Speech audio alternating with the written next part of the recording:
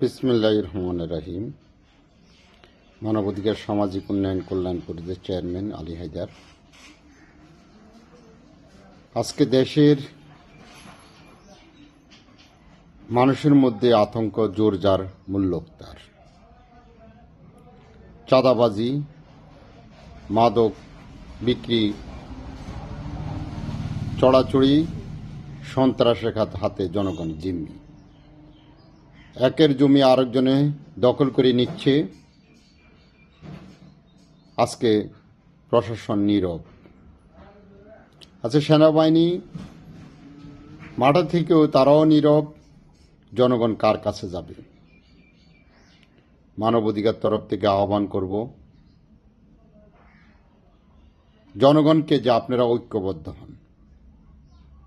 ঐক্যবদ্ধের মাধ্যমে দেশের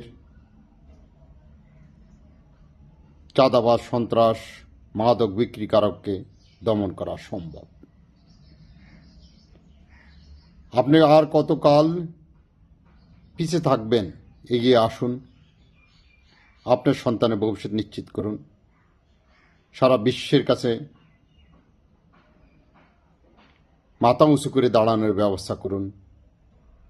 আজকে দেশের সম্মান অর্জন করার জন্য, গণতন্ত্রের অধিকার রক্ষার্থে, স্বাধীন এক সার্বভৌম রক্ষার্থে, আপনি ভোটের অধিকার, আইনের সুশাসনের রক্ষার্থে ঐক্যবদ্ধ হন। ঐক্যবদ্ধের মাধ্যমে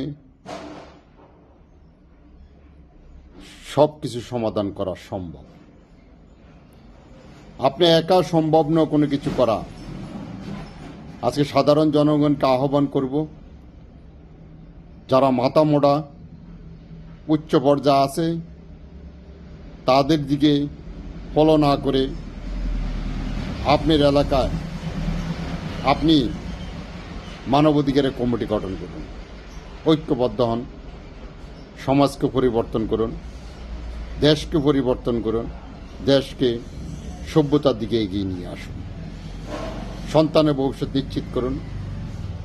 ইনশাআল্লাহ আমরা আগামী প্রজন্মের হাতে একটা সার্বভৌম, একটা শক্তিশালী, উন্নত রাষ্ট্র সারা বিশ্বের কাছে তুলে ধরতে পারব। সবাই ভালো থাকুন, সুস্থ থাকুন।